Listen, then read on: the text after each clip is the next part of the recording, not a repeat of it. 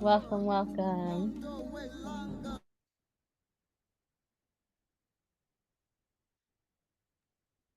Yes, greetings, everyone. Welcome. Thank you so much for joining us. It's 4 o'clock over here on the East Coast. I know some of y'all are just getting off of work, so thank you for taking the time to be here. And you are in for an amazing next hour and a half. So thank you. Thank you. If you'd like to and are able, please feel free to just drop your name and pronoun and where you're located in the chat. And we welcome you to the fourth Sankofa series of 2023. Before we begin, we always start with our land acknowledgement. And this land acknowledgement is a statement released by the Narragansett Tribe Office official representatives and tribal elders that NESOG is accountable to as headquartered in what is now known as the state of Rhode Island. As a way of introduction, we are here. We are the people who grew from this land. We are the First Nations. We are the sovereign tribal nations. We are the people who have inhabited this land from time immemorial. Our ancestors are buried here. We want to take a moment to honor our ancestors who faithfully stewarded our inherited territories. And we want to express our deep gratitude to Mother Earth, who has sustained us throughout all these generations. We are the inheritant keepers and protectors of this land from the beginning of time for the survival of the next 7 generations. We also want to acknowledge all those who do not have their ancestors buried under this very soil. You are standing on stolen land. You are here living and working on this land as guests.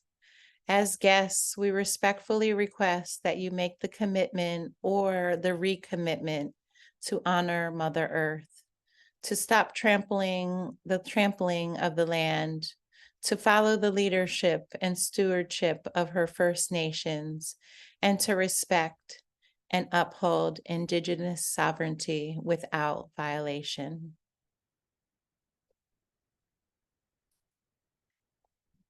Ashe. So welcome, welcome, welcome back. And thank you so much to all of you for being here, especially to you, Mama C, for making time and just blessing us with your presence. I'm so excited to share this time together. Grateful and expressing gratitude for our NESOG board and staff. I am Malika and I use she, her pronouns. And I'm here in the Lenni Lenape territory known as Philadelphia. I've been working with NESOG since 2017. And just a few years ago, we started this series, and it's been such a joy to do this Sankofa series. So we just want to remind everyone that this session is being recorded and will be shared after. So we know that there are a bunch of folks who were unable to make it in person. So those of you that are here, thank you for making that time, and you'll be able to rewatch this as well. So we're going to just talk a little bit more about the Sankofa series, and we're going to do some intros. We want to talk a little bit about the NESOG racial equity transformation work that we've been doing. Then we're going to dive into Mama C's presentation. We're going to do a Q&A after. And then we're going to have a moment of reflection at the end of the presentation. And we're going to just, do a little bit of critical analysis together. So we are going to share some of the prompts that we're going to talk about a little bit later on at the end of the presentation. And just so you can keep in mind that we are going to be having this conversation at the very, very end. So Shia, if you could share the prompts on the screen, please. Oh, she's gonna, okay, putting them in the chat. Okay, so these are the prompts that we're going to be talking about for the discussion. If you are not able to read them, I will. So we're going to talk about what are some of the key takeaways from the lesson, and then we're excited to share this part of the conversation because this is a part of NESOG's transformation work. But like, how are we going to this garden that we're creating together? You know, we've been talking so much about creating a food system that's rooted in love. So we want to talk about like how are we going to weed this garden and how are we going to water it and just share in conversation how some of the things that we can do. And I know that we're all going to get a lot of inspiration for weeding and watering through Mama C's presentation. So just kind of keep that in the back of your mind as we go through today. So what is NESOG's Sankofa series? Well, Sankofa is a word from the Akan people of Ghana. It means go back and fetch it. And it reminds us of the importance of returning to knowledge gained in the past and bringing it into the present to ensure a strong future. Initially, we launched this in 2020, and the Sankofa series was a webinar that focused on the wisdom of our network and community who are working towards creating meaningful change in the food system.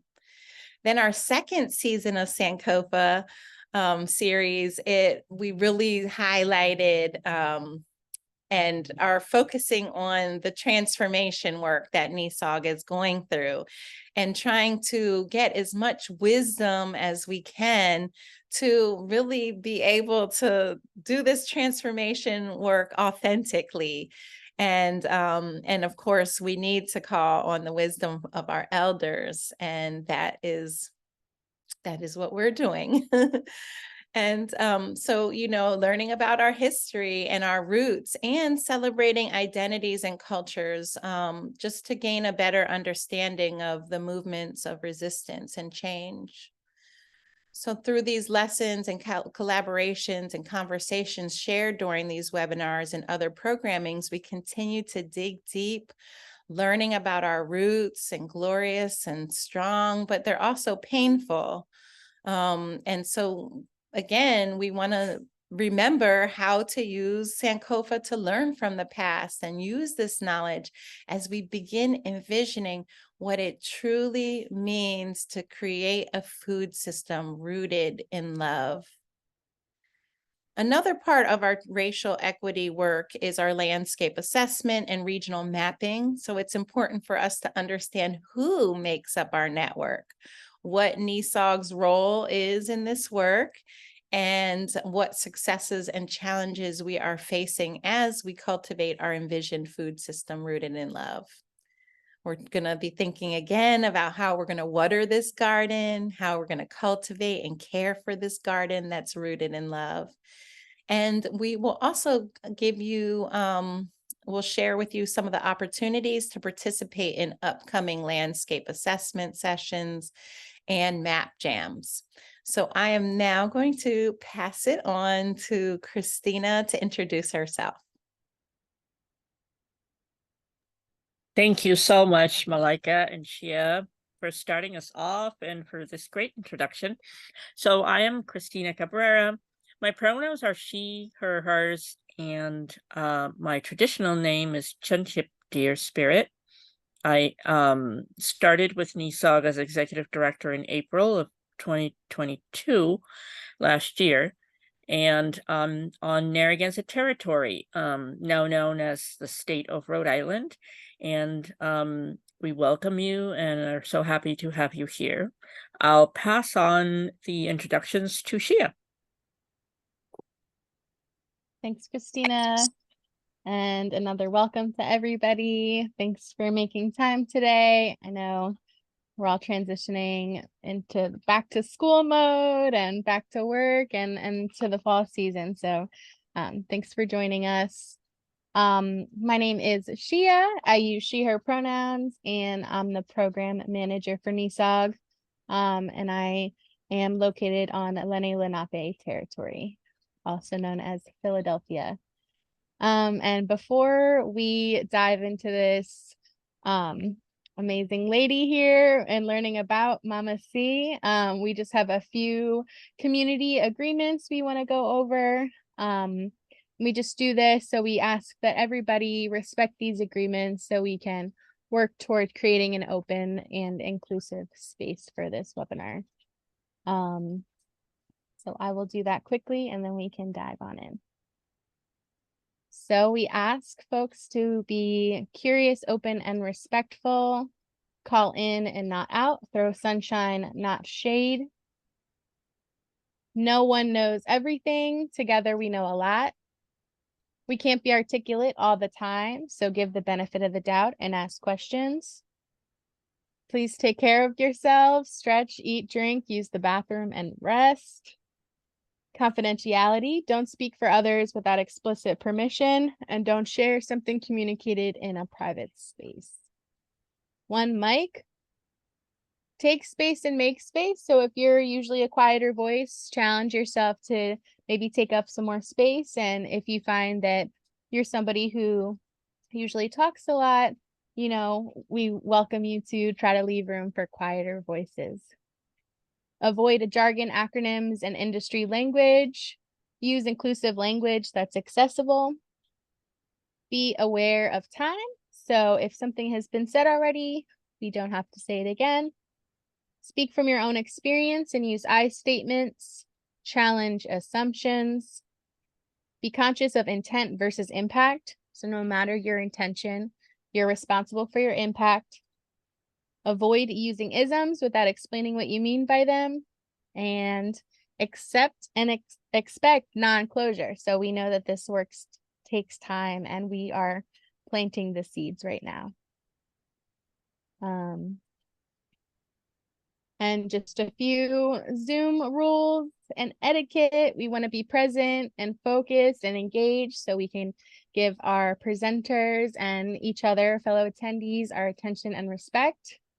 We'd love to see your beautiful faces. So if you're comfortable doing so, we welcome you to come on camera and add your names and your pronouns. Please stay on mute if you're not talking. We welcome folks to use the chat box. So please engage with each other, share questions and comments, any resources.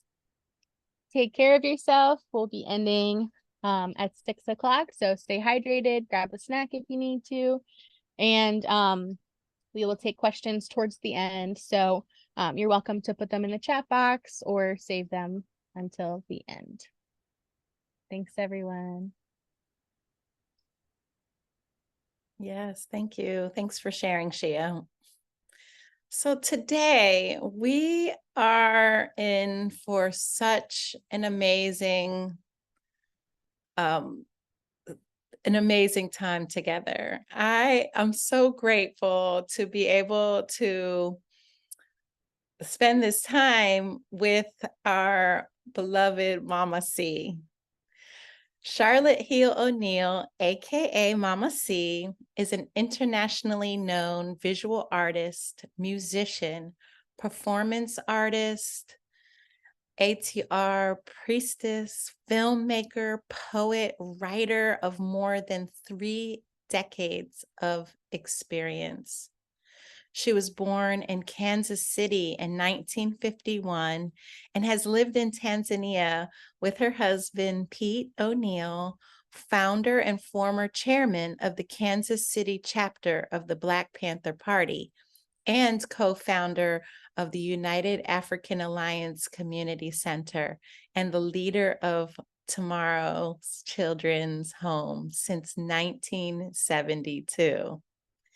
In addition to her decades of community activism, Mama C is the mother of two, and I'm trying to be adopted as one of her children as well, and, and co-founder of the UAACC located outside of Arusha, Tanzania. She has written multiple books, produced 2 films, and has 4 albums, including her latest entitled Maroon Futures, in which she sings and plays multiple instruments. It's with complete honor that I introduce to you Mama C.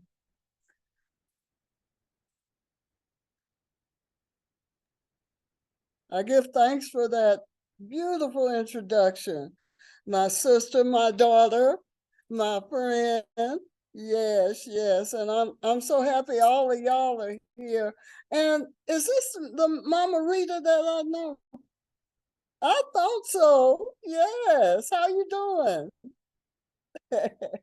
Yeah, so I'm happy to be here. I'm happy to share about the many things that have made us successful in our living outside of America. And I do consider me and my husband, or should I say my husband and I, Maroons. We are modern day Maroons, and I'm proud of that. And I'm so grateful of that. And I feel blessed because of that. I want to start with, and I hope y'all have plenty of questions for me once I'm finished. I want to start with some reflections from my book. This is my 3rd poetry book. Oh, the name, I keep forgetting the name is like backwards, but it's Homage. And I want to share this. I had just finished looking at the edited version of one of the numerous interviews that I did during the UAACC Heal the Community Tour 2014. This is the beginning of this year's Heal the Community Tour. And what the name suggests and implies and is the fact that I am a healer in many ways. And all of us, especially women, we healers, y'all.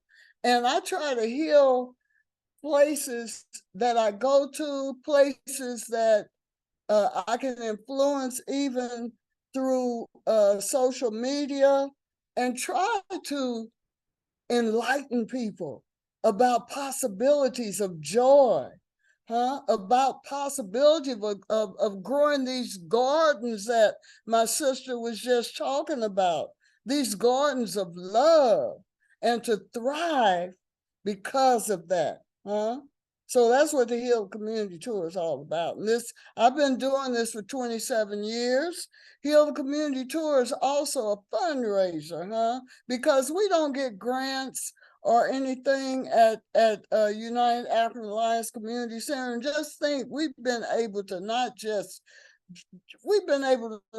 survive, but thrive because of this garden that rings the planet, this garden of love, and where people respect the work that we do and they contribute to that work. All of that wasn't in this book, but I felt like I had to explain that to y'all. So I like the way that even the television newscaster, this was in 2014 in the piece, couldn't help but say that Pete O'Neill chose to leave America and not go to prison for something that he did not do. He chose. That word is very, very important. And I continue to be inspired by the out-of-the-box thinking that prompted that decision in 1970. Me and Brother Pete have been together for 54 years, y'all. Sometimes it seems like a dream. 54 years? Since I was 18 years old, and I feel so blessed because of that, because, we are still friends. Now, if you can be friends with somebody for 54 years, that's sure enough blessing. Yes. A sister once said to me, it's amazing that Brother Pete thought to leave not only the city, but the country, way back when many people did not think out of the box of possibilities. And I wholeheartedly agree. It took an uncommon initiative to take advantage of the networks of people strewn and organized around the world, whose purpose was to assist those using the international underground networks rippling through many countries, reminiscent of the Underground Railroads. Now, I know all y'all know about the Underground Railroads, right? Yeah. That aided our people escaping from the bonds of slavery centuries ago. It took courage to jump into those unknown waters of freedom and free will. I continue to applaud my partner of more than 5 decades for having the insight to escape, not flee. Many newscasters love using that word also. Escape, but to leave America with a sense of free will and to live with a greater sense of freedom.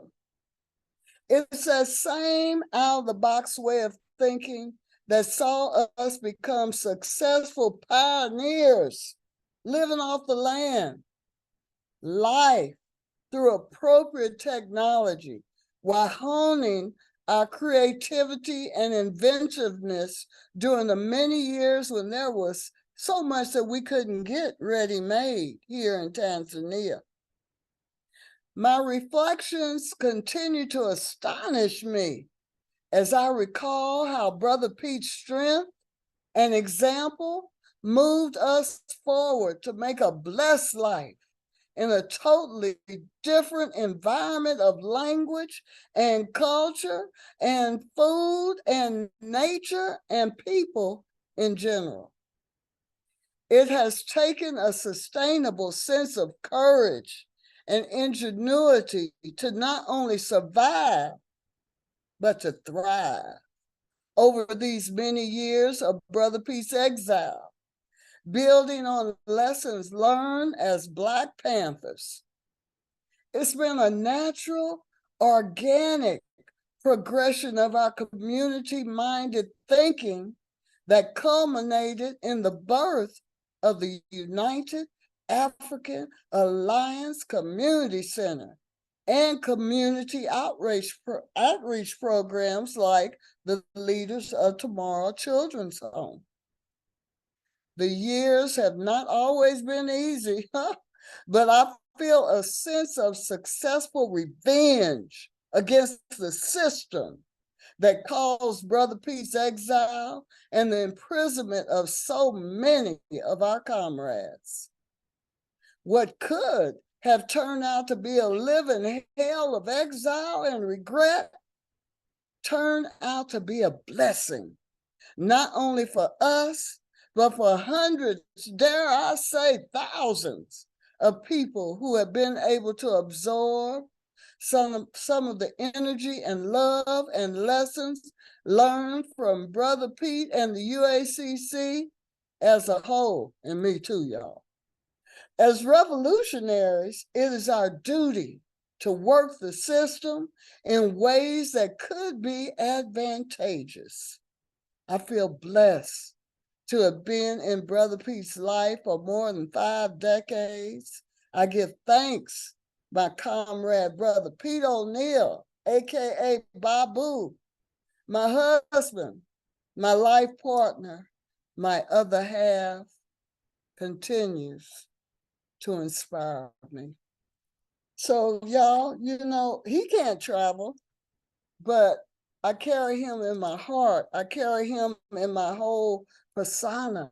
I carry him in my words, you know, and I'm honored and blessed to be able to do that.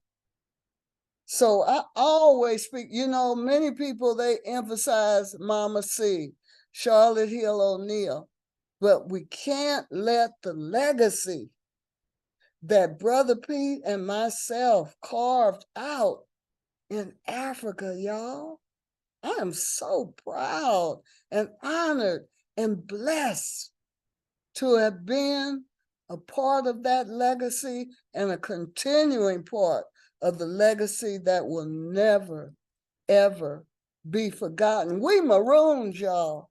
And I'm going to say more about the Maroons after this music video that we did recently. One of the brothers who I've been working with for many years, and you know Emma, Sister Malika, he reminded me the other day that we've been working together since he was 18 years old, and he's 32 or 33 now. When he first came to UACC, he wasn't speaking English. He was speaking Ma, which is the language of the Maasai people. He was speaking Kiswahili, but he wanted to learn English because he felt that would open doors, and it does. You know, we can say, oh, you shouldn't be speaking English or whatever, but the reality of the world shows us and reminds us that it is advantageous to use English sometimes, you know. And anyway, so while he was there, he started out cooking, learning how to cook. And he started cooking for the children, some of the leaders of tomorrow. And then somebody gave him a camera. I don't remember who. Could have been Brother P. I don't know. But he learned how to take films. He learned editing. He learned photography. And now he's teaching our film classes and our photography and editing classes. The brother is brilliant, y'all. And we've done several films together. The two that Sister Malika was talking about are Nyatiti Medicine, which speaks on women who are afflicted with obstetric fistula, and Waregiaji, which is based on Dr. Marsha Arunga's book. She's one of the professors at Tacoma University, and her book is Those Who Were Stolen. And when she gave me that book, it was a children's book. I said, I'm gonna make a film out of this. And I asked her permission, and she was delighted with what we came up with. And the one, Nyatiti Medicine, I play an instrument called a Nyatiti, which is an H-string lyre, L-Y-R-E. And this particular one originated in Kenya. You know, Kenya and Tanzania are right beside each other.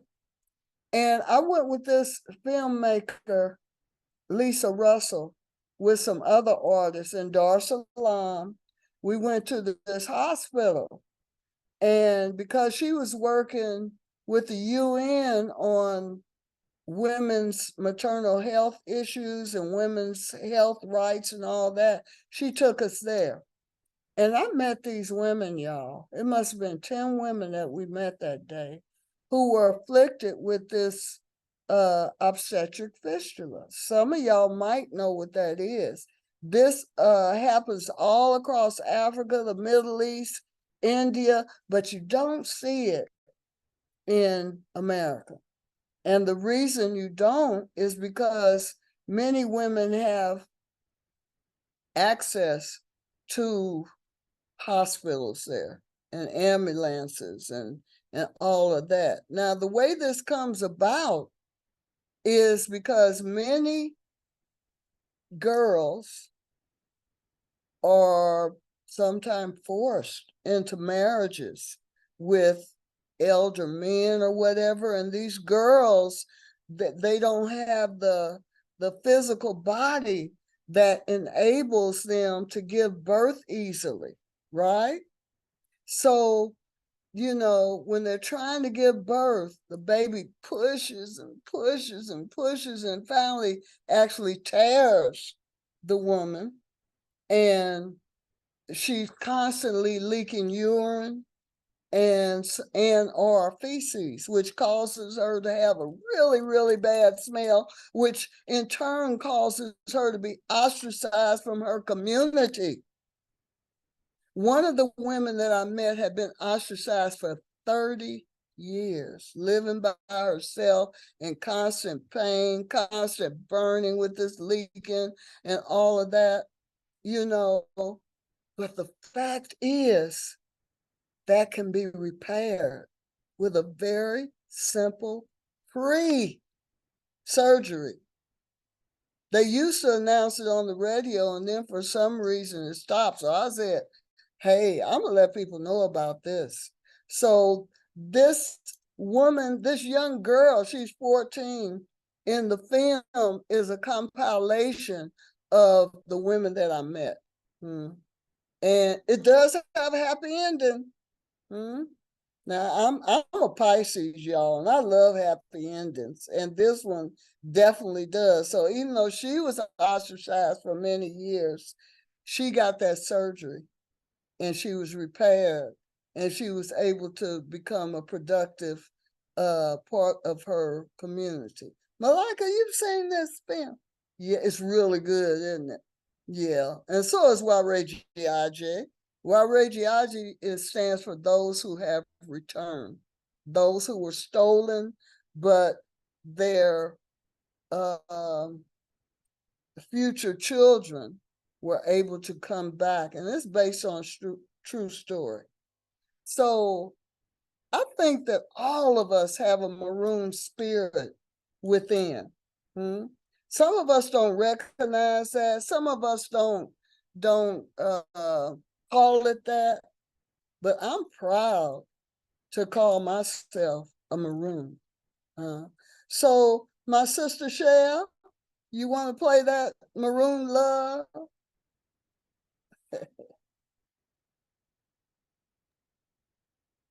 Yes, let me pull that up here.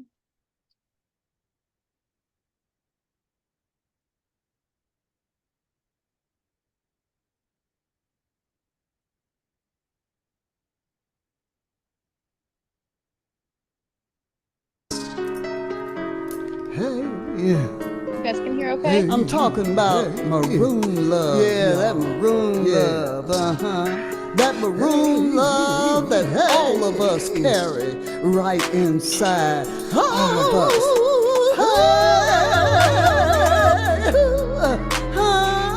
Hey.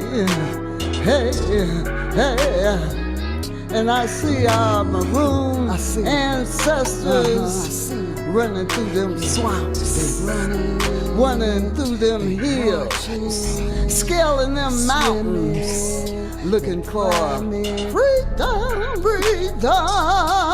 and love, and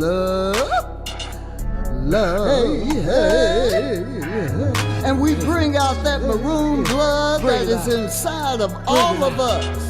That Black Panther love. All power that steers us to where we want to be, to where we need to be, to where we must be. Hey,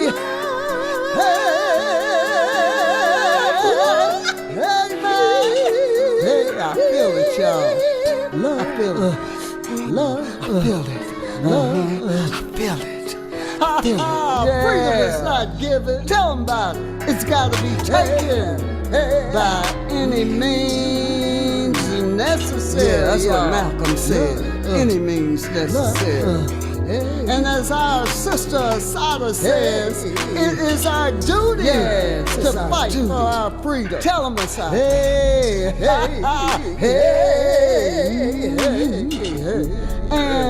And as Brother Pete O'Neill says, to be a revolutionary, you must have love for the people. Yes. Love.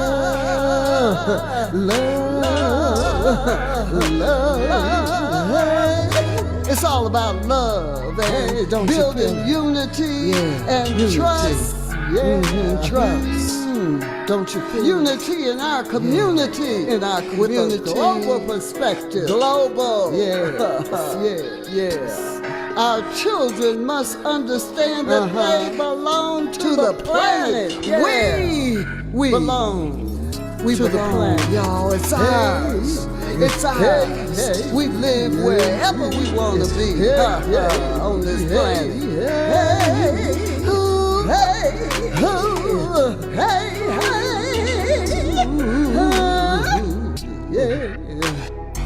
And as Africans, we must ride that wave of our history. Our story is of our own making. Our own making, y'all. You remember that? Don't you hear me? It's all about love and unity. And unity. That's where we should wanna be, y'all. And it's our duty. It's our honor to build love,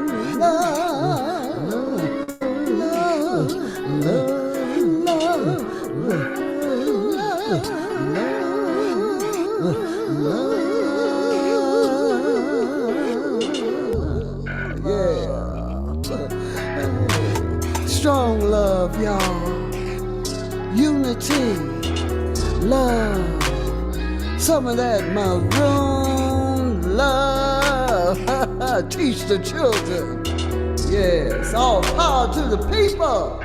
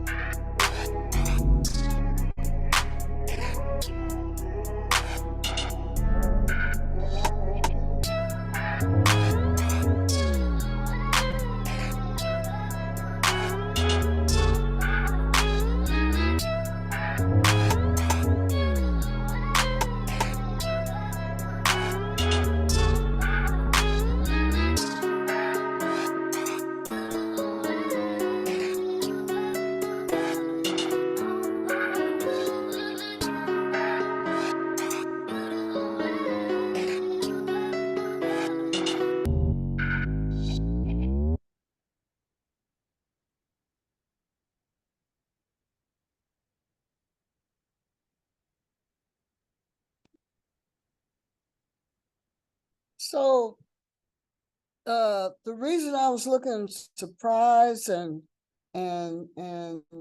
searching and all of that in this film was because I kept feeling the spirit that was surrounding me and that was even touching my shoulders. And, you know, I was like, what is this?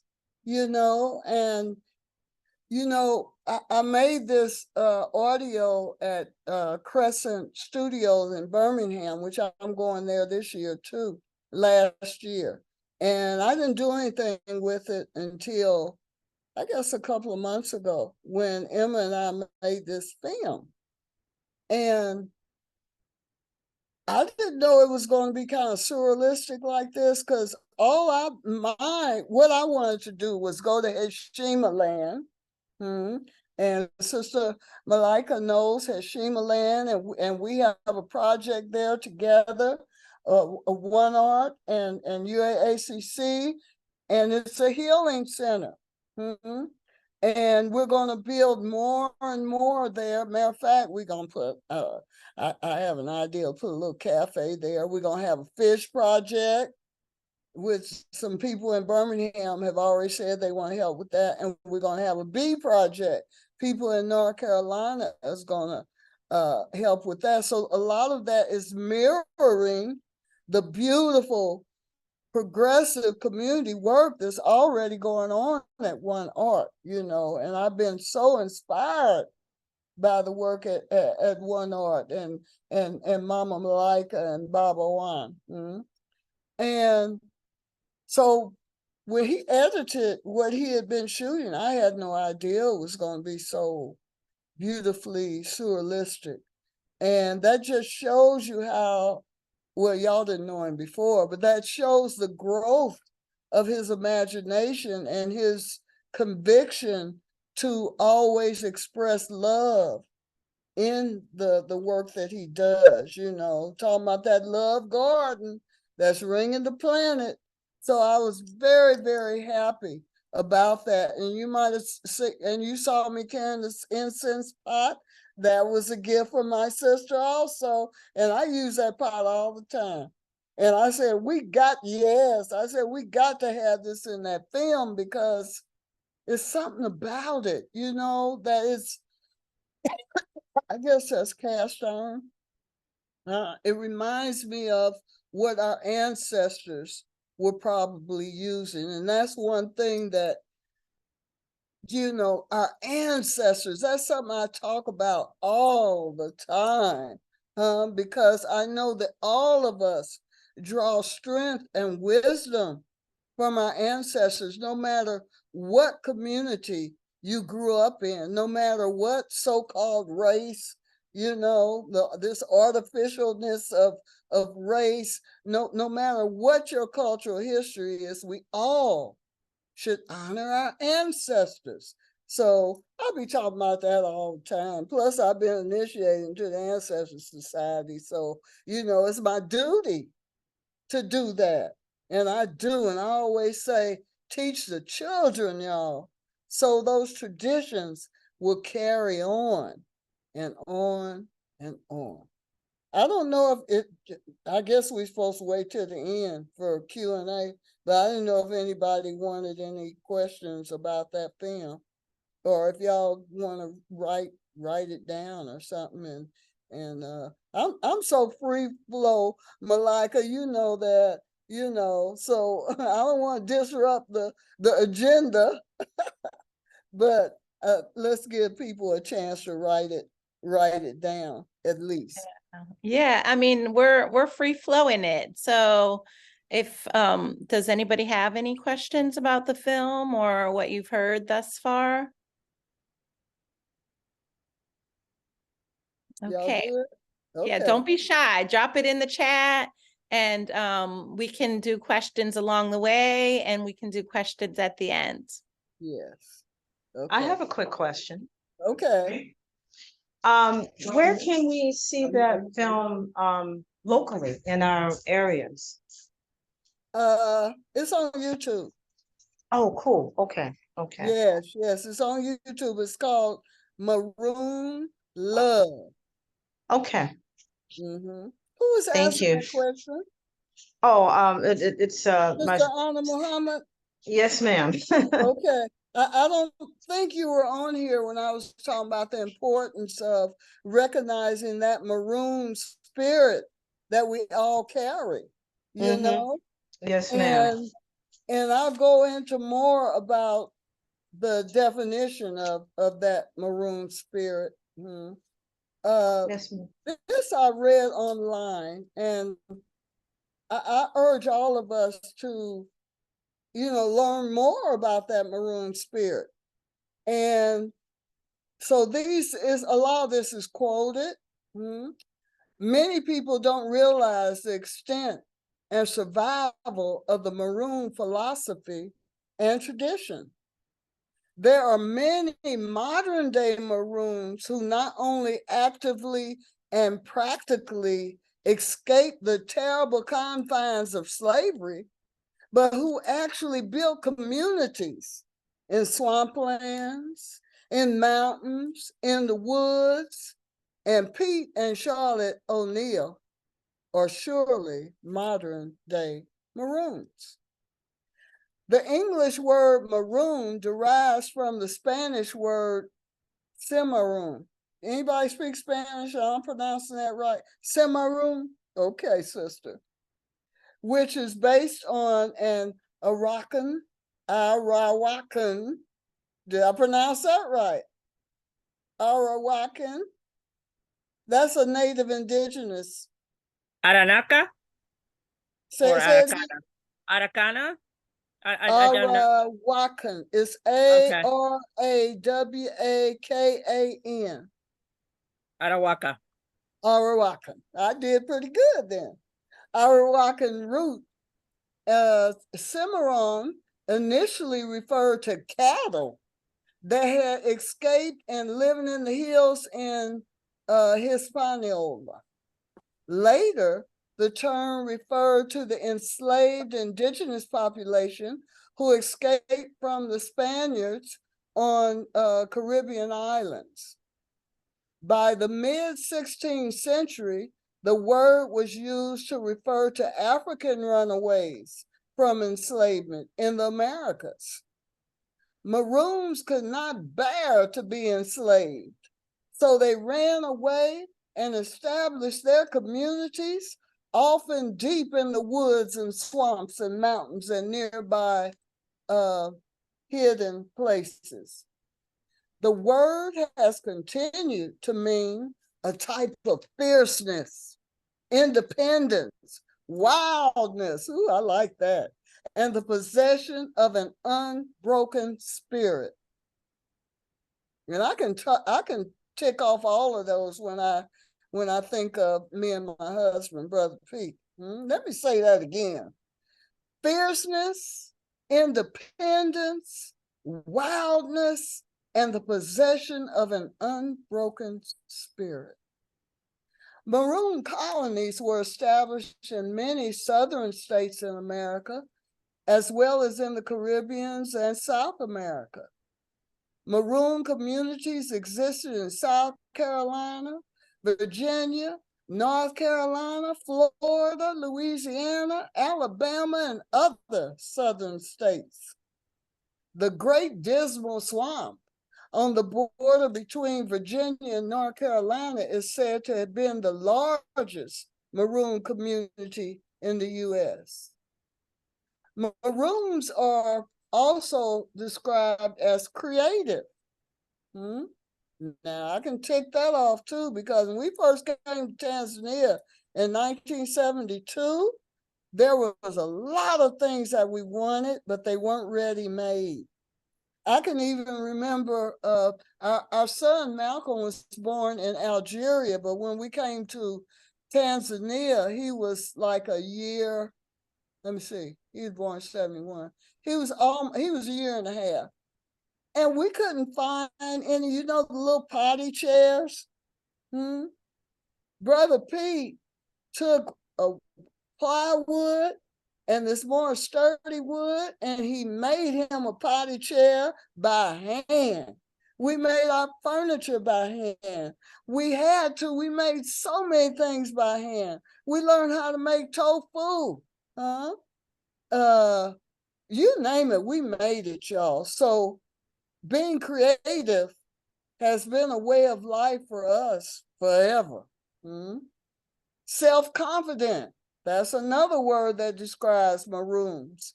Fearless and resilient. Yeah, tick that off. And please read more about Maroons, y'all. Y'all will be astonished. And like I said before, we all carry that Maroon blood some kind of way. We just got to recognize it and honor it and feel that fearlessness and that resilience. As Black Panthers, we were taught about service to our community. That was the uppermost thing that was so important. Black Panther Party, we're celebrating our 57th anniversary in October. 57 years. My goodness, what a blessing that is. And there's going to be different celebrations all over America. I'll be attending and the one in Oakland, and then I'll go to New Orleans, and I'll be performing and doing rituals and all of that in both of those cities. So community service was the mainstay of who we were, and as Panther veterans, who we are as Black Panthers. And that's something that we're marked with. I was talking to Mama Malika today, and we were talking about how, being a Panther taught me how to work hard, to the point where if I'm resting, I have to get over that feeling of being guilty. It's like you just keep going, you just keep going. And I forget sometimes that I'm an elder. I need to pass the torch in some kind of ways, but but because that runs in our DNA, that's marked us all in our blood. And of course, you see maybe you can't see it. You can't see yeah, there it is. You know, so I'm marked both figuratively and literally. Yeah, so I gotta learn how to rest, y'all. So this community service is what has caused us to be thoroughly integrated into our community in Tanzania. And I let, people who come there and they have the idea to live there and they start living there, I say, you got to learn to be a part of the community, not erasing your own history, which I actually did when we first came there. I really, Malika, you know that poem, I Almost Lost Myself. And I discovered that ain't the way to go. I discovered that I have to embrace who I am, who my ancestors were, and not just, emulate or imitate somebody else's culture. I learned that. And I learned that if you're going to be a part of a community, that community service is uppermost in how you're able to do that. You got to bring something to the table, whether it's financially, which we never was able to do that, but we were able to share knowledge. We were able to share ways of empowerment. And we were able to share ourselves. A lot of people come to different countries and they like are always with other, I think they call expatriates. Exile, no, not exiles, expatriates, I guess you say. And they don't venture out to be a part of the community. How are you gonna do that and you just in one little small clique?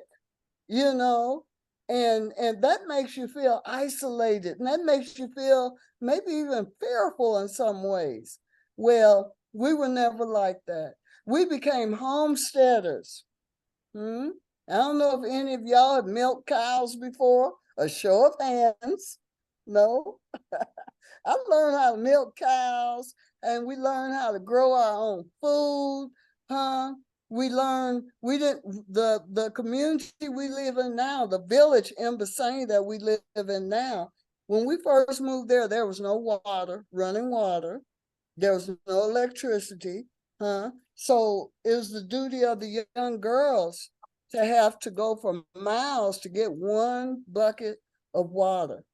It could be a family of 4 or 5. And a bucket is almost what is used in the West to flush our toilet. A bucket of water. So when Brother Geronimo Jijaga, no, let me back up a little bit. Malika, keep me on time, because I'll get to talking and I'll forget the time. We good? You're doing great. Yeah, we're good. Okay, all right. Because I love to share this. I love to share this history. I'm proud of this history, and I know it inspires people. So sometime I'll go off track, but my sister gonna keep me on track, okay? Okay. So, we were working in the fields, y'all. We didn't have no tractor or nothing. We used what you call a djembe, which is a hoe. That's how we grew our food, and I was just so proud. We had a huge garden, and we had pigs and the cows and thousands of chickens and rabbits. We didn't have goats though, because goats are kind of noisy. Y'all got goats, Malika? Because they noisy, aren't they? Well, we Yeah. had to. They didn't make it though. They Oh, are sorry. noisy. Yeah. Yeah. And we had turkeys. We had all of that. And from the pigs, and I'm talking about, I used to clean out the the pig stalls and all of that, y'all. I always had on boots and pants, and you know, you might see me a little dressed up now. Shoot, I wasn't like that. And I was proud of the calluses that were in my hands, because that indicated, that showed, that was a mark that I was a worker. I was a thriver. But having all them animals, that's probably why I'm a vegetarian now. And I told Brother Pete, I really would prefer we don't have any animals. We don't even have dogs now, but we used to have a lot of dogs. So because of the milk of one cow will give like two 20-liter buckets of milk a day. So what you gonna do with it? I started learning how to make cheese and had a little cheese business. And with our pigs, poor pigs, we made sausage with them. And we still have the original smokehouse. And people still ask us, when are y'all gonna start making sausage again? It was gourmet. Any kind of sausage you could think of, bologna, salami, Thuringer, Polish sausage, any of that. And I was vegetarian, and I'd be mixing that sausage, and sausage would be all up my arms and everything, you know, because we made big batches. And you know how some vegetarians, I know you sisters ain't like this, but some vegetarians, they like, I can't touch the plate. I can't touch the pot. I this and that. I can't smell it. Shoot. If you're a homesteader, you did not have a mindset like that. You did what you had to do. We would plant all our trees, and Sister Malika knows, you know, how tall those trees are now. And it blows my mind that these started out like this. You know, we got avocado trees, several varieties. We got bananas. We got all kind of veggies, you know, all of that. And we got water. Because when Brother Geronimo Jijaga, who was in prison for 27 years for something he did not do, and Johnny Cochran finally approved that he couldn't have done this murder that he was charged with, because he was in a completely different city. But anyway, when he was finally released, they gave him a lot of money because he had been locked up unjustly for 27 years. They used to do that back in the day, but I don't know if they do that so much these days. Do y'all know people who have been incarcerated that long, and when they got out, they gave them money? A few people. What There are say, people who are there are people who are still incarcerated and they're not getting any money. yes, of course. There's plenty of our comrades who are still incarcerated, and of course they ain't getting them any money while they're still locked up.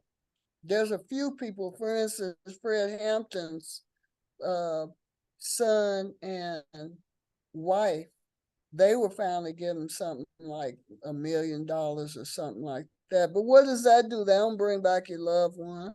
That didn't bring back Brother Geronimo's 27 years. But so after he got out, he had this money. He went to Ghana first and started a project there with cassava. Then he came to Tanzania, and he asked us, what is your biggest need? And that need at the time was water. So he gave us $10,000. So, somebody saying something? No. He gave us $10,000 to drill for a well. And it took like 4 or 5 days, and we hit an underground stream. And the first thing that we did, because of our community spirit, is put spigots out there for the community. So they wouldn't have to go for miles and miles to get one bucket of water. And I tell you, that is still our big source of water. After all these years. So we really don't know a way to measure how long this underground stream is going to last. So, we just pray it does. And that has enabled us to do a whole lot in the community. Leonard Peltier, still in jail at 47 years. Yes, sister. I know, it's a doggone shame. He been in jail since almost since I was a teenager. Well, I'm 72 now. Yeah, Leonard Peltier. And then all of our other political prisoners who, they finally let out and then they pass away within days, like Eddie Conway. I call him a Maroon because even though he was in prison, he started different projects for the brothers who were in prison with him. And I went and visited him 3 times in prison and saw the brilliance of these brothers who was locked down and who would be such a asset to any community. Then you have the Angola 3. It's 2 of them have passed away, who were also Maroons within the prison in Angola, which is in New Orleans. And then you have Maroon Schultz, who his name, I looked that up because I didn't know, and the brother said that he tried to escape twice. And one of the brothers, his fellow political prisoners, said, they chasing you like you're a Maroon. And that name stuck.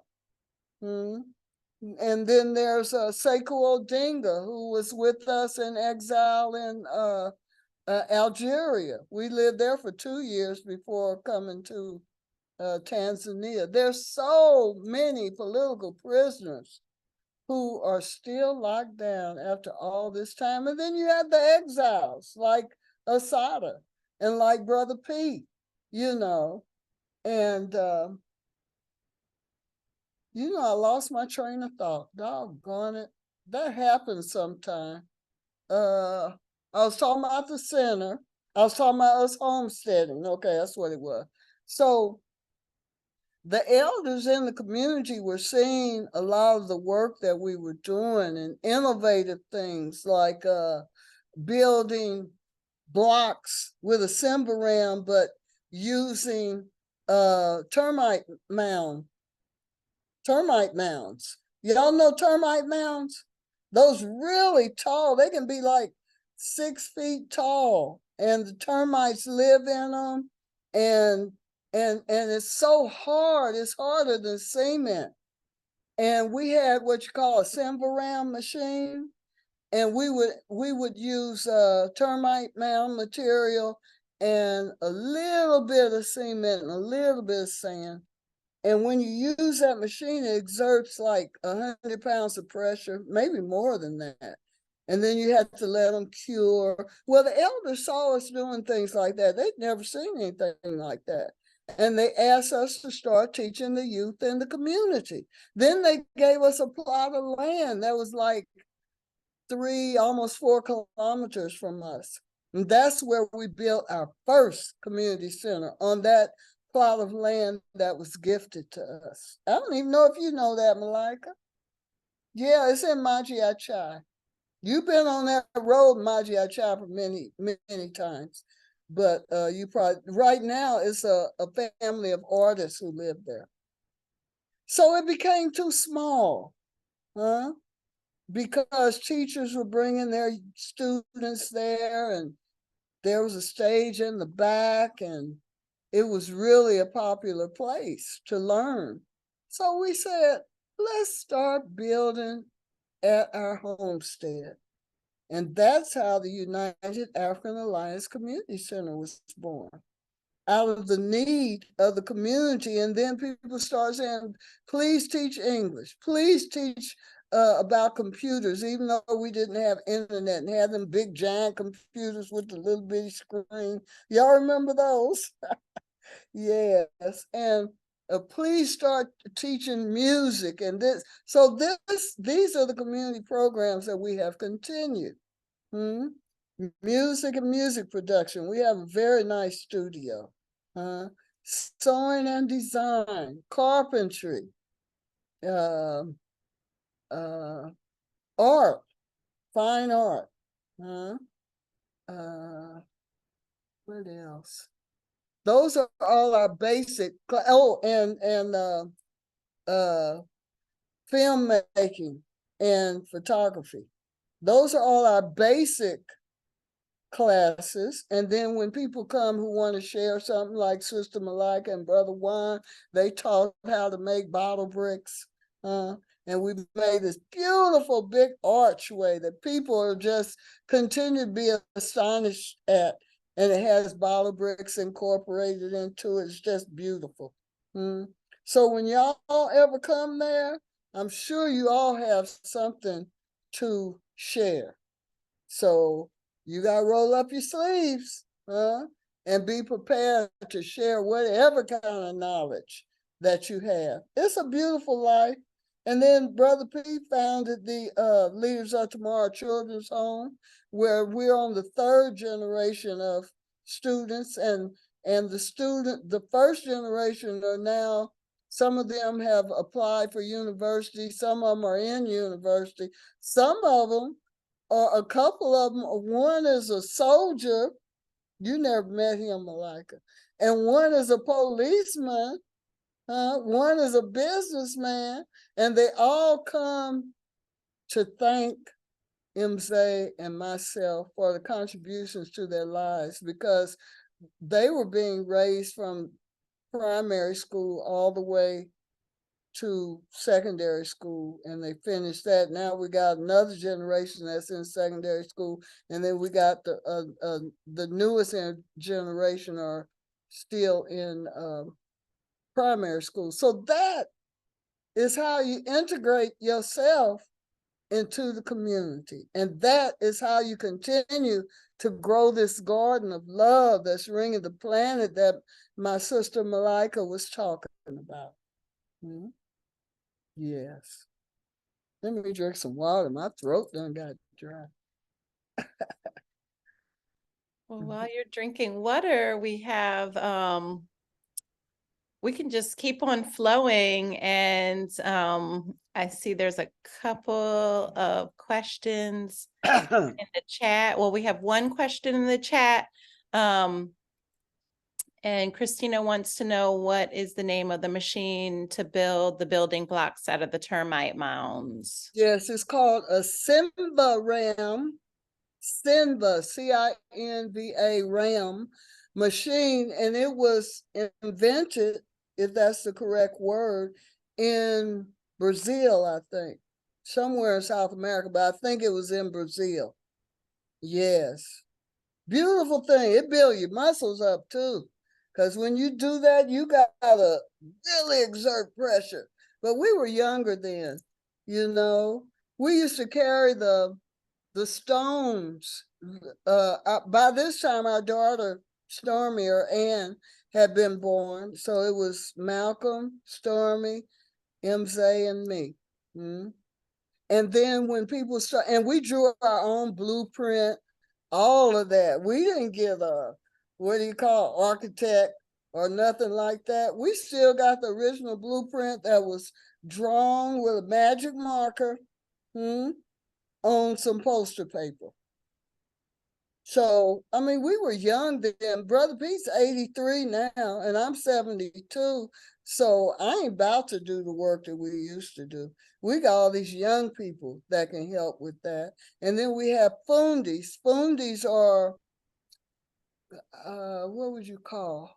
Like craftspeople, like masons and carpenters and all that, who joined us in building. Of course, they had to be paid, but it was still a community effort.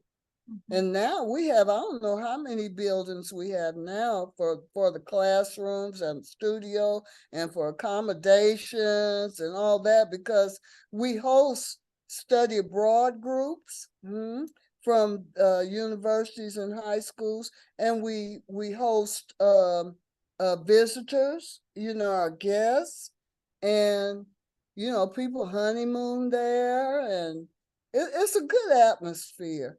Right now we're on break, but we're starting our what do you call it? Orientation and interviews on October 1st. And the courses usually last from 3 to 6 months, and all the courses are free for Tanzanian youth. It's a beautiful life, and I honor that, and I don't take that for granted. You know what I mean? And hip hop is strong in Tanzania. I'm talking about positive, conscious hip hop. And Malaka, did you meet GP? I think you met GP. GP Rodix. Oh, yes, yes. Yes. Well, he's a hip hop artist and he's a farmer. Yes. He's an urban farmer. So I've been trying to connect him with various people. Y'all might want to connect with him. He's in France or Germany right now. He goes there every year, like I go to the States every year. But and he's really encouraging other artists to become farmers. So that is a movement that is growing. Chocolito, he has bees. He has a bee project, and he's a farmer too. So that's something that we encourage, and that's like out of the box thinking in a lot of ways. Because even in America, I know a lot of the young people, they have forgotten to honor farming. And some people actually look down on it, like, ooh, I don't get my hands dirty. You know what I mean? So I know all of y'all are changing that erroneous perception, and we are too. So it's a beautiful thing. And I'm happy to be a part of this movement. Oh, we are so Okay, here's an artist who also wants to be a farmer. Hey, Malik. Yes, Malik. Yeah, Melik. Am I pronouncing the name right? Melik? Peace and blessings. Malik is the proper pronunciation. You got it. I couldn't hear you well, but I think you said I did okay. Did you hear me now? Yeah, I can hear you now. Can you pronounce your name? Blessing. Malik is the proper pronunciation. Thank you. Okay. And then I see Hillary. She's works in agriculture, but her partner is a farmer. They kind of go hand in hand, It really, really does, because music grows our spirit, and of course, food grows our spirit, and all of that together helps grow these plants of love that I keep referring to, because Sister Malika kept referring to that. I think that's a beautiful concept. Did you say plants of love, or you said something else? Oh, yeah, we're just, been thinking about how to just reimagine this food system and how it looks when it's rooted in love. And so it's become, for NESOG, it's become a part of our conversation. Every time we're gathering, we're like, all right, what does that look like for you? So yeah, how do we water it? How do we cultivate it? All of that.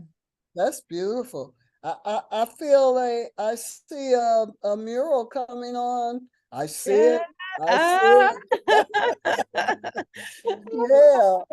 Well, speaking of art and music, we have one more video, and don't worry, everyone. Sister Anna, I know that you mentioned it earlier, but when we share and send the recording of this to you all, we'll have links to Mama C's videos And anything that is on YouTube, we will make sure that we share those links with you all so you can check them out and share them with your people. Yes. Yeah. So this video that we're going, this is the ring shout, right? Mm-hmm. Uh-huh. And this was filmed when we were first starting to develop, for lack of a better word, Heshimaland.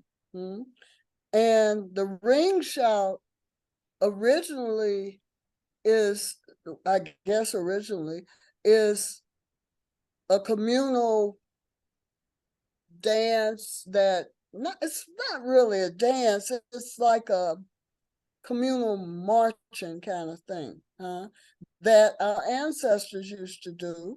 But I also feel that it's a way to honor our Maroon ancestors also. And you'll see my dad in this ring shout. And this was the last big community event that he participated in before he passed away. So, and he passed away 2 years ago. Yes. And he's buried right there on that land, right there in the ancestor garden. And when y'all come, y'all can sign the names of the ancestors y'all want to honor. And it's not a sad place at all, is it, Malika?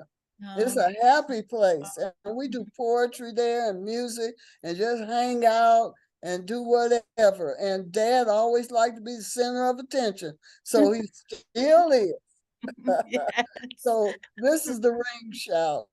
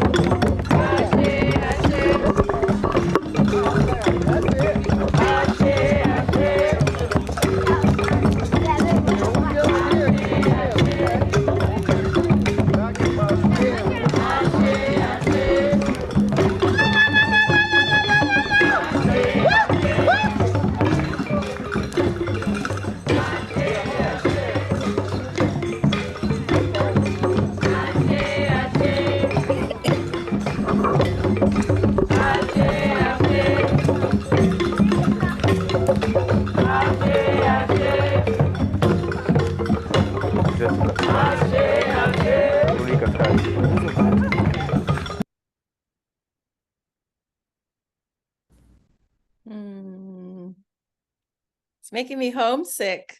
Yes, yes, you better come on. So y'all saw the cloth wrapped around, we call that the mother tree. And we do a lot of rituals there, and you saw fruit on the ground, so people were free to, offer that fruit, and they have flowers to the mother tree. We have a stage there now. I think I mentioned that before. And you were able to see some of the decorations on the on that film, Maroon Love. Mm-hmm. Matter of fact, those were made, we call that the ancestor hill. And those decorations were made with recycled metal sheeting that we use on our roofs. Yeah, we like to recycle things. I see those beautiful bottle bricks behind you, sister. Well, you know where they came from. Yes, yeah, beautiful, This is beautiful. what my husband and I, when we went to Tanzania, the last time we went, we did this is when Mama was sharing about the archway. This is what Yeah. we taught and shared, and the archway is beautiful. Yes, it is. Are there any questions? Because I mean, I know that I know we've had some in the chat, and I want to make sure that we get a chance to ask and share. So this is that time. This is the Q&A, y'all. So who's got a question? Yeah, and we welcome you to put it in the chat, or you can come off of mute and ask. I have a quick question as we're getting our thoughts together. Mama C, how did you and Baba Pete decide on Tanzania? How did When we were living in Algeria, Algeria was the home to liberation movements from all over the world. In addition, it was the home of the international section of the Black Panther Party, and we lived there for 2 years. And there were several exiles there, and things started getting a little not as perfect as they were with the government there, because the government had been very, very supportive, real revolutionary government, but some things happened, including 2 hijackings, and they weren't Panthers. They were people who were supporting Panthers, and the first one bought $500,000, and the Algerian government took the money, sent the plane back, and gave us the hijackers. And then like a week later, another hijacking happened, and they bought $1 million, and the government took the money, sent the plane back, and gave us the hijackers. And Eldridge and some of the other brothers and sisters did a big press conference and said that the president was blocking our revolution. And that wasn't a very diplomatic thing to say when you're being hosted, and all that. But, anyway, so things started getting a little funky. And simultaneously, there were a lot of people in Tanzania who were from the States. Some of them were from the Midwest, and they started telling us, y'all need to come here. It's a revolutionary government. President Nyerere had a very Pan-African spirit, and we were welcome as political exiles. And so that's how we ended up in Tanzania. But come to find out, when I got a roots reading from Babalawo is a priest in our religion. He said that my patriarchal line come from there, where Tanzania is. He said, you think you felt at home because y'all was welcomed so warmly and this and that. He said, no, that was your ancestors saying, you better come on, and I love that. And my matriarchal line comes mostly from West Africa. Many people don't realize how many African people were stolen and kidnapped from the East Africa, and think that most were taken to like Saudi Arabia and India and those Middle Eastern. Many of them had to ride in those ships going to the Cape of Good Hope, which is in South Africa, and then cross that ocean to South America and ended up in North America. So that's how we ended up there. Yeah.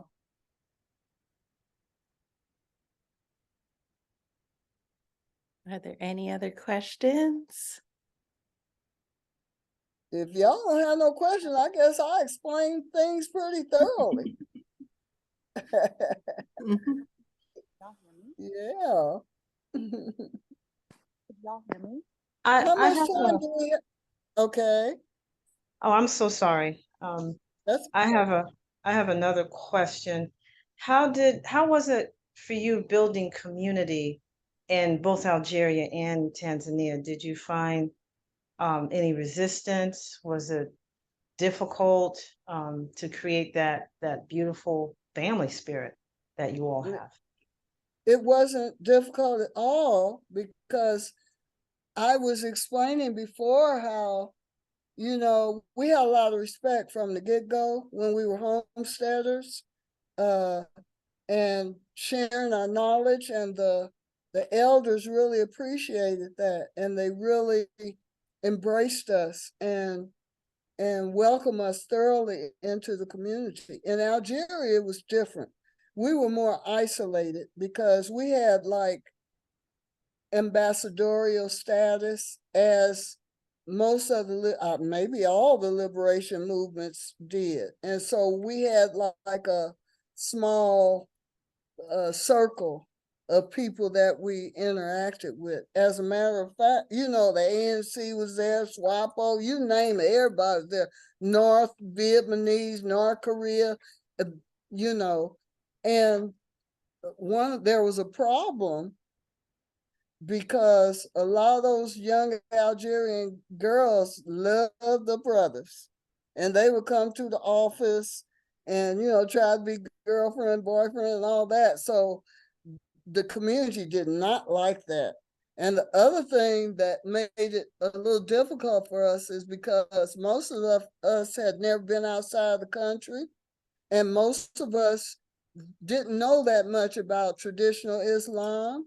So, the women there, the Algerian women, they would be draped down, they wear white there, and they'd be draped down. And here we were wearing mini skirts. I was pregnant wearing mini skirts, y'all. So that was one of the reasons that we had difficulty with the community there. It was the government who we had, very good relations in the beginning and for 2 or 3 years. But in Tanzania, we were thoroughly welcome. And I think it was one of the factors was the way we carried ourselves. We didn't try to isolate ourselves in these diaspora circles or anything like that. We were boots on the ground, and we shared the knowledge that we had, and we thoroughly interacted with people and became family, and it's still like that, It's still like that. We're very blessed because of that. And I think that's one of the illustrations of it was meant to be. It really was. Yeah, and the ancestors have always guided us and blessed us. And even though Brother P said he's not spiritual, but he is. He's spiritual in his own way, in very practical ways, And yeah, we blessed. Amazing. So we have 2 questions, Malik and then Queen Rafini. Hi, could y'all hear me Hello. clear? I put my headphones on because I Yes, think before there yes. was trouble. Okay. So hi y'all. This has been so great. Mama Charlotte, thank you for all the wisdom you have shared with us and bestowed upon us. Malika, Christina, all others who are facilitating, I wanted to thank you so much as well. So my question to you, Mama Charlotte, is what has been your journey of creating and facilitating a homestead? That is a very big dream of mine to create within the US as well as internationally, as you see where my family is from. This is the Yeah. Belize flag. So, uh, Belize? yes, yes. Okay. Yes, so I'm very interested in creating safe spaces and havens for people in the US as well as in Belize. I'm also interested in Ghana, Nigeria, and other places as well. So, what are some of the initial steps you would say to creating that journey of homesteading for others? Of course, I know it starts with self, but then creating that communal environment for others. And when we first started creating our homestead, it is very different from what you would encounter in the States, because where we were like 3 miles or so from one of the national wildlife reserves. So we would have hyenas all in there. I don't think you're gonna face anything like that. We have a water buffalo running up and down the street. We not street road. Still isn't the street. We'd have things like that. And I think your equipment needs would be better met there in Belize. And all we had was holes, and pickaxes, and we didn't even have a tractor, and we were dealing with almost 4 acres initially. We had hand tools, but we were much younger and we had a vision. So what we did was, we built our house first. That's where we lived, in our house. And then after that, we started building classrooms and everything. So you build your house first, and you might build something for people who are going to come visit you and help you in the establishment of your homestead.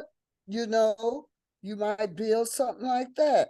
I don't know if you have identified where you're going to be yet, but we didn't have any running water and we didn't have any electricity. Brother Pete learned how to build a windmill. So we had wind generated electricity. More than likely, you might not have to do that. You might have solar, or maybe you'll be on the mains electricity or a generator or something like that. So even though it's going to be hard work, it's a good idea to have your family or friends or whoever share in that work. You all might have to use tents at first, and that's the thing. It's going to start out. What word can I use? It Not rudimentary. It's going to start out simple, more than likely, but keep that dream, keep that vision, and keep that connection with people around you and people who think and feel and live the way you do. Start planting your trees, Start planting your fruit trees. Start with your garden, but don't think you got to do everything at once unless you're a millionaire or something. Okay. So, start small, and look at what other people are doing, like at One Art, at One Art Community Center, and see the innovative things that they have done with bottle bricks and recycling things, So that, to me, that's very important, is to have your vision, and your vision more than likely is going to change every now and then, change with your needs, and let things grow organically. Mhm. And look to your ancestors for strength and courage. Yes, yes. Mhm. Did you have a second Thank you question? so much. That was it? Or- Shay just asked where am I in New Jersey? I'm based in North Bergen. And to your response saying not a millionaire, my response to that is not yet. Okay, all right. Well, Not yet. remember your sister in Tanzania then, Like, I when want you to come get visit. them millions. I want to visit so bad. Like it sounds so beautiful. Like Ghana and Nigeria are first on my list for religious reasons, but Uh-huh. um yeah, so but I want to come. So and I noticed you are in a practice that I am slowly stepping into Ifa, and I noticed the ashe throughout the video around your father. So ashe, asheo. I Yes, don't yes. have any second questions. I just have deep and profound gratitude. So thank you so much. Madupeo. So that means you're very welcome. Mhm. I'll be in Ghana from November 14, 15, 15 to December 4th. Maybe we'll meet up there. Yeah, I'm looking forward It's gonna to take it. me some time to get my coins together, but eventually. Okay, all right. We'll stay in touch. I think my email, is in the chat. Yeah, we're gonna Is it, Shaya? yeah, we're gonna post that in the chat. And we're also going to post how you can make a donation to Yes. UAACC and continue to help build what has already been created and help it to grow. So you will be given an opportunity to do a little bit of watering and fertilizing of that project. So she had just dropped it in the chat, and we have time for one last question. Sister Rafini, I think you're up. Cool. Thank you so much. And respect to you, Sister Charlotte. Respect. I'm one of the Rhode Island Black storytellers. I think that I know we spoke of you, and I think you might have performed for us a couple of years ago. I In know Rhode Island? I don't think you came. I think it might have been over Zoom. But Okay. it's been a lot of years and a lot of performances, and sometimes they get a little mixed up. Okay. I've But been in Rhode Island twice, though. did you come to tell stories? I've been to Rhode Island twice Okay. a while back, but let's keep in touch. Yeah, we will definitely. I'm definitely gonna bring Yeah. your name up at the next meeting. Okay. Cool. Cool. We recently celebrated Black August, had a wonderful time, Yeah. and also brought somebody in to explain to a lot of people who had no idea what Black August was. We make sure we want them to know what they're here celebrating. But my question to you is, I'm doing two different groups right now. The organization that I work for, Southside Community Land Trust, I am the director of their youth programs. The wonderful thing is I've been able to pilot a program that I had in my heart, and I named after my mother, because all that I am today is what she made me at 5 years old. When she told me everything comes from Black. Because I didn't want to wear a black shirt. And she said, baby, everything comes from Black. And she sat me and explained to me what she meant. And I never thought negatively about the word Black. And I give her so much credit for that. That's the seed that she planted. My program with the little ones, and that's the one that is named after her, it's called Violence Village. This program teaches, I'm teaching history. I'm teaching young people their African history, so that they're not ashamed of it or embarrassed by it. Also to know that you come from some great people, and the fact that we're the first people on this earth. I But I start in with Mali because I want them to know about the learning institutions and how old they are and how long we have been teachers and philosophers in this world. Yeah. But my other thing is I always bring it back to community. Our part of our mission is about learning how to love ourselves and then turn that love out to our community. So we start taking care of our people. Yeah. And I push this all the time, and it's in the song that they sing, and it's in the words. But every day I gotta say, what did you do to help your grandmother? What did you do to help so and so? You know, I have to remind them because a lot of times they're thinking, oh, just because I didn't get smart with somebody, that was respecting them and helping them. But anyway, I'm asking for advice as to what else to feed these children. I've been feeding them all that I have, so I can give them everything before I leave this earth. And I'm just asking for some words of wisdom from you, sister. Yes, yeah. You know, I think one of the most important things is for them to see our positive example. You know, yes, Absolutely. yes. I tell folks I won't hire them unless they set a good example, because that's what we have to do. Our children have to learn from us and the way we're carrying That's them. We right. can't just talk about it and not do it. That's right. The way we walk in the world will be reflected in them. They will imitate that. That is so important. That's one of the things that I preach too, sister, that we got to be careful of the image that we carry, huh? And we have to make sure that we are a reflection of the goodness of our history, of our art, and especially of our ancestors. We got to teach the children, no matter what kind of religion they practice, the importance of honoring our ancestors, of pouring libations to our ancestors, of shouting out the names of our ancestors. That gives me chills just to say that, you know, because it's so very true. You know, I'm marked with Sankofa right here.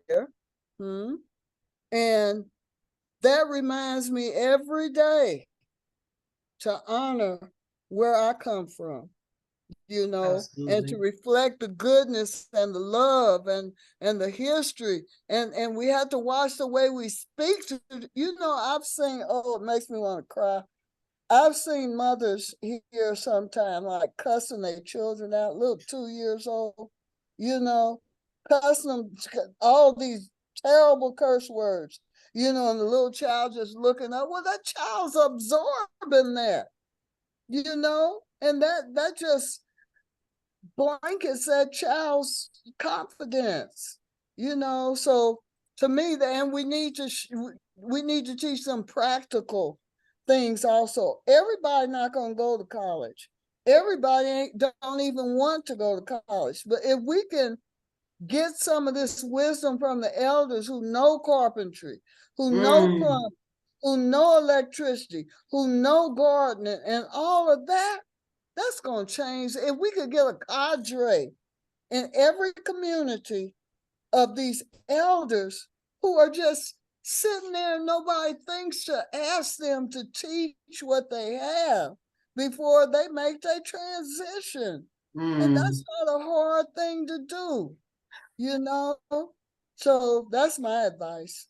And that's how I live my life, wherever I am in the world, you know? Yes. Thank you. No, thank you. So much. Thank you. Asante sana, sana, mama. Absolutely. No, Karibuni. I just have loved this gathering. I forgot I was on Zoom. I feel like I'm in Zoom with y'all. You know, it's been good spirit, you know, and love. And this is the way we water those love gardens all over the world. Yes. I give thanks. I give thanks for y'all organizing this, Shea and Malika and whoever else is on, and Christina and whoever else is is had a part in organizing. It's really a blessed event. I give thanks. Oh, we are so grateful to have you with us today, and just thank you so much for all that you share and that you do for the world. You are such an amazing example, and you shine so brightly, and I'm just so happy to have you in my life. Thank you. I give And thanks. we want to keep, so I feel like everybody that's on here, like we all are feeling really inspired right now. And Good. so let's share some of this, because this inspiration is helping, it's helping all of us in the work that we do, and it is helping us as NESOG do this, like this transition, this racial, equity work, and hearing back from you all. So I'm gonna turn it over to Christina, for just like we're gonna have a little bit of critical analysis. And so stay with us we got 10 minutes with you all. So please do stay with us for this last little section of sharing.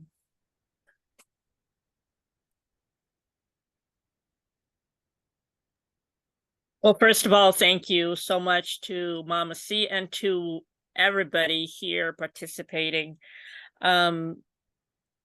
I want to really elevate the importance, and everything that you said was so great, but how important it is to keep the vision wherever you are. You might not have land, you might not have the tools, you might not even have water or electricity, but if the vision is there, the spirit of the Maroon spirit, or from whatever culture you come from, the spirit of the creator, your ancestors, if you're grounded, whatever comes your way, that vision and those roots will keep you moving forward, and with creativity or with whatever. So thank you for that example, that life example.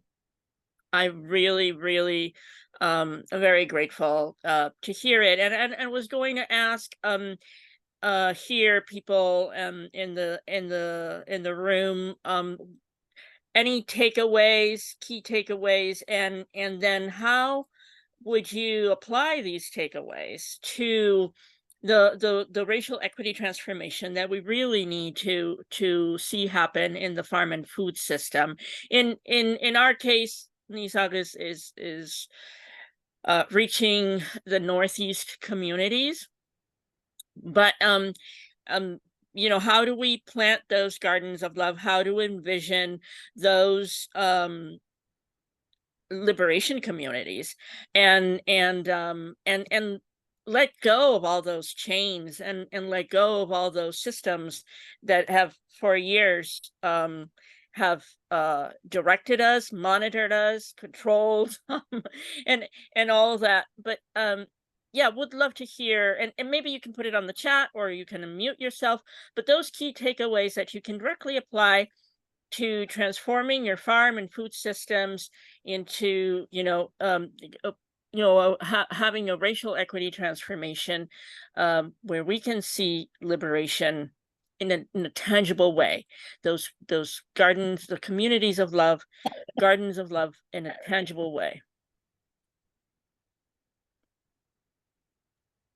Yes, and like Christina said, feel free to come off mute or share in the Zoom chat.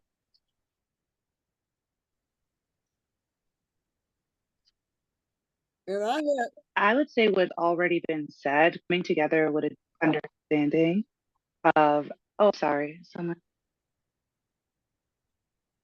I would say with a deep understanding of our ancestors, our lineage, and where we come from. There's a great book that I have not completed. I literally have only read the first chapter, but the premise of it, Our Grandmother's Hands, I believe, is just the premise of that book. I think like speaks to so much liberation and to so much healing that by healing our bodies as Black people, as Caucasian individuals, and understanding, and those who are in the police force systems or law enforcement systems, that understanding that healing the Black body will help to heal us all as people who are Black, Brown, Indigenous, Caucasian descent, that there is liberation through us by understanding where we come from, our histories, be it joyous, happy, imperfect, painful, liberatory, oppressive, and just having a semblance of truth can help to bring so much healing and wisdom and knowledge forth. Yes, yes. What's the name of the Would book you, again? Sister Malika? What's the name of the book again? My Grandmother's Hands? My grandmother's hair or hand? Hand, okay. I better write that down. Maybe we could start a book club with that. Ooh, that But would be good. I see you have that wonderful poem about your mother's hands. Yes, yes, that's right. Sure do. You know, I had this one short poem that I wanted to end with it, but if it's somebody else got something to say, my mother. If there is maybe one more takeaway on how to make it come alive and how to actually implement it for in the Northeast for our farm and food systems change. How do our communities connect? How do we make this do this work collectively? We work a lot in silos. What are some of the thoughts and some of the things that you're already doing that can help with this transformation? Sorry, my cat.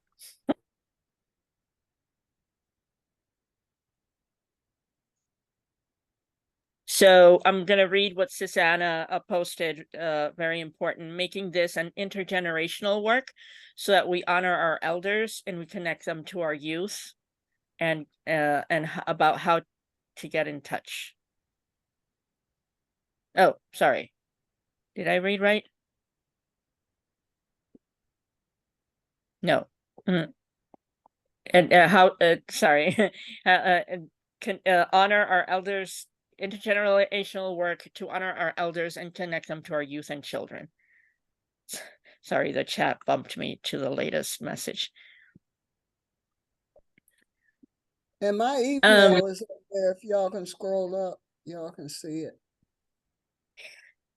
And what we are proposing here, there is a as we go through the Sankofa series, there is a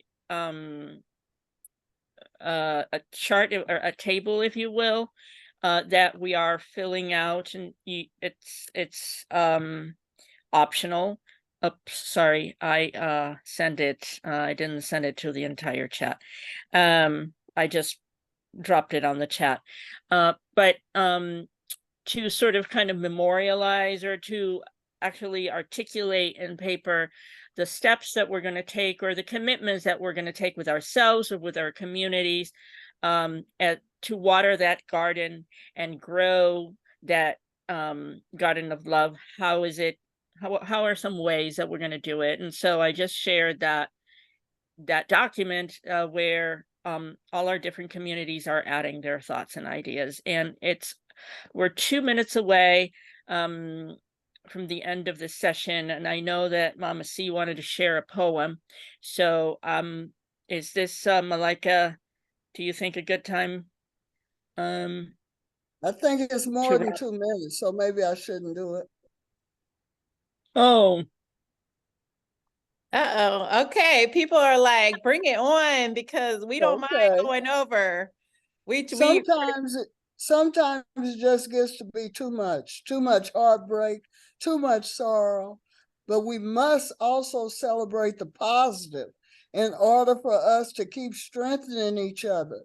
The violence and terror and fascism are not the only things in our lives. We're also creatives and inventors and artists and knowers of the highest degree. That must always be acknowledged and embraced. It is who we are. We must not forget that. We must have examples of light that people can embrace and get courage from. The artists are often at the forefront of that. We must never stop celebrating the God that is in us. Don't let the oppressors and fascists take our joy away. They want to keep us in despair, knowing that defeats and depletes our spirit to fight against their evils. Even in the midst of fighting back, we must experience joy. It is what charges our collective batteries. Never let them take our joy away. Even that is resistance.